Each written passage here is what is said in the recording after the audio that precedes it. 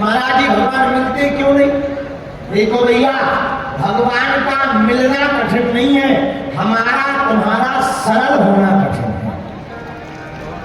भगवान तो मिले ही मिला है।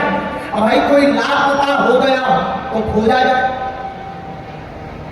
गुमा हो तो लापता हो गया हो तो खोजा जाए। भगवान ना लापता है ना गुमे हैं। भगवान कहाँ है? भगवान अंदर है। फिर मिलते क्यों नहीं? आंख कर सकती है पहचान, बड़ी मुश्किल से आदमी बनता है इंसान, बड़ी मुश्किल से। भगवान को मिले ही मिला है। मिले मिला है तो क्या मिलना? बस वो तो पहचान करने की जरूरत है। जैसे ऐसे समझो, एक महात्मा के पास में पारसमणि थी। पारसमणि जानते हो? एक ऐसा पत्थर, हमने देखा तो नहीं है, सुना है। एक ऐसा पत्थर जो लोहे में स्पर्श करा वो सोना बना देता है, उसका नाम पारसमणि। एक महात्मा के पास पारसमणि थी। एक चोर गया चोरी करने, पूरा आश्रम छान मारा, कहीं पारसमणि नहीं मिली। बाद में सुबह से महात्मा से बोला, महाराज झूठी अफवाह फैला रखी तुमने, ये पारसमणि है, पारसमणि है। कहाँ है पारसमणि? महात्मा बोले, वो जो लोहे की डिब्बी है उसमें है। उसने सब जगह तो छान मारा और लोहे की डिब्बी में नहीं देखा। क्यों? क्योंकि लोहे की डिब्बी में पारसमणि रखी नहीं जा सकती, वो सोना बना देगी। तो बोले, महाराज अगर लोहे की डिब्बी में पारसमणि है तो नकली है। बोले क्यों? बोले सोना क्यों नहीं बनाया? अरे महात्मा बोले, खोल के तो देख, फटरी के भरे। अब वो आदमी भी मूसा खेड़ी का था। जैसे ही डिब्बी खोली, सोई पारसमणि तो थी भैया, नकली नहीं असली, लेकिन वो पारसमणि कपड़े में लपड़ी हुई थी। और कपड़े में लपड़े होने के कारण पर इस लोहे से स्पर्श नहीं हो पाई, लोहे को सोना नहीं बना पाई। ऐसे ही मेरे प्रिय पागलों, भगवान है तो हमारे अंदर, लेकिन दिखते क्यों नहीं? माया का कपड़ा पड़ गया है। ये माया कपड़ा हट जाए तो परमात्मा तत्क्षण प्रकट हो जाएगा।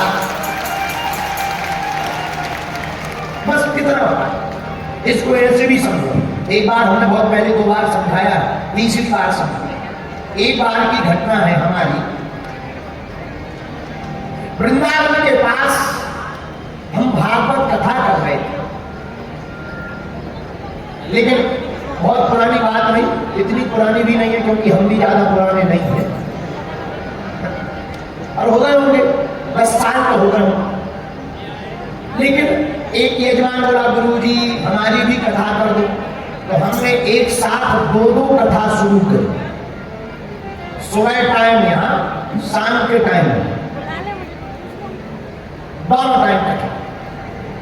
सुबह टाइम कथा करते, जल्दी से गाड़ी में बैठते।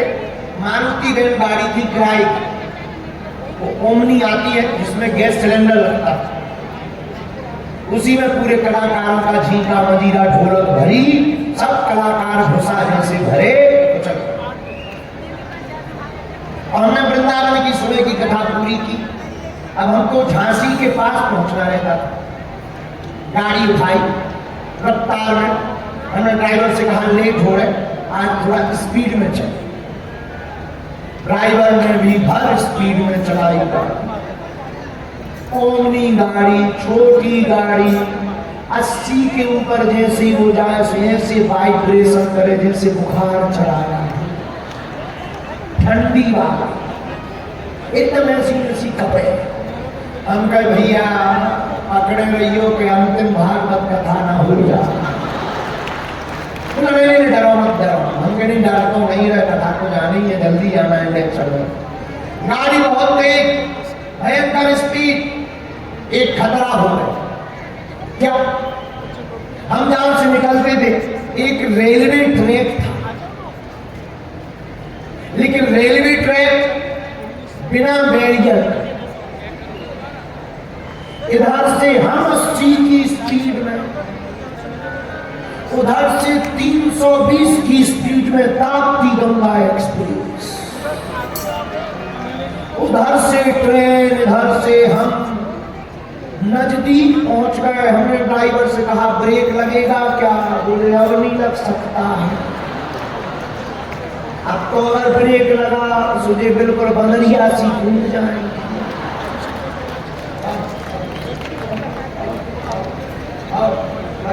कितनी दमी नहीं देते, अब प्रेशर वाले ब्रेक थोड़ी होते, बोले बंदरिया सी कूद जाएंगे। हमने कहा उपाय, ड्राइवर बोला राम नाम भजो।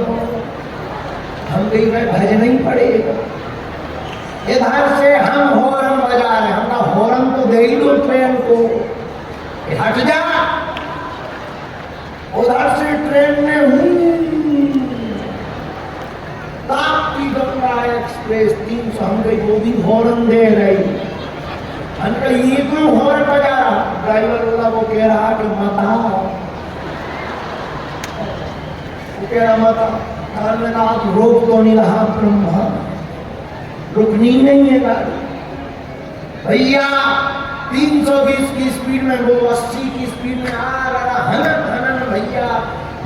ट्रेन से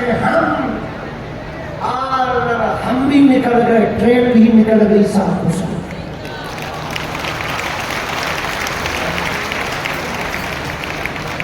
पूछो तो कैसे? पुल के नीचे से।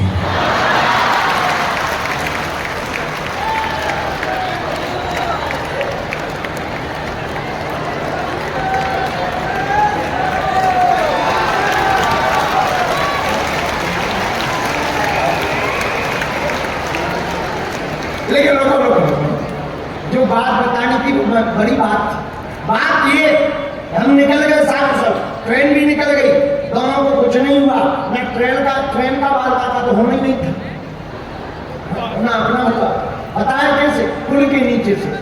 ऐसे ही कभी कभी भक्त और भगवान का होता है। कभी कभी भक्त भगवान से मिलने के लिए 80 की स्पीड में भागता है, और भगवान भी भक्त से मिलने के लिए 320 की स्पीड में भागते हैं। लेकिन माया का पुल आ जाता है, वो दोनों का संपर्क नहीं होता है। इसी माया के पुल को हटाने का काम संतों महात्माओं का बताता है। बोलो जय सिया राम। ये माया का पुल हटेगा कैसे? माया का पुल हटेगा माधव के चरण पकड़ने से। ये माया का पुल हटेगा कैसे? माया का पुल हटेगा माधव के चरण पकड़ने से। माधव के चरण पकड़ने के लिए क्या करना पड़ेगा भैया? उनको ध्याना पड़ेगा, उनका नाम जप करना पड़ेगा, उनकी कथा को सुनना पड़ेगा। और जितना हम अपने तन पर ख्याल रखते हैं, जितना हम अपने तन की सेवा करते हैं, उतनी ही अगर हम गोविंद की सेवा करने लगे तो माधव के चरणों में प्रीति बढ़ जाएगी, प्रभु के चरणों में प्रीति बढ़ जाएगी, और प्रभु के चरणों में प्रीति बढ़ जाएगी तो प्रभु की प्राप्ति हो जाएगी। वृंदावन बिहारी लाल की, बांके बिहारी सांवरिया की। इसलिए भगवान के चरणों को पकड़ना है। किसके चरणों को पकड़ना? तो भगवान कहाँ है? अंदर। मिलते क्यों नहीं? माया के चक्कर में। मिलेंगे कैसे? तो क्या महाराज माया छोड़ दे? माया छोड़ दोगे तो फिर बचोगे? माया छोड़ना असंभव है आज के जमाने में। माया आदमी छोड़ता है कि पकड़ता है? मरने वाले भी कहते हैं और तो सब ठीक है। बस एक आदमी कह रहा था, हमने कहा कहो बहुत बड़े आदमी हो, क्या चाहते हो? गुरुजी थोड़ा और बढ़ जाए। तो माया माया माया बहुत अद्भुत है। लेकिन भैया माया को छोड़ने के पीछे तुम परेशान ना हो, माधव को पकड़ने के लिए तुम कोशिश करो।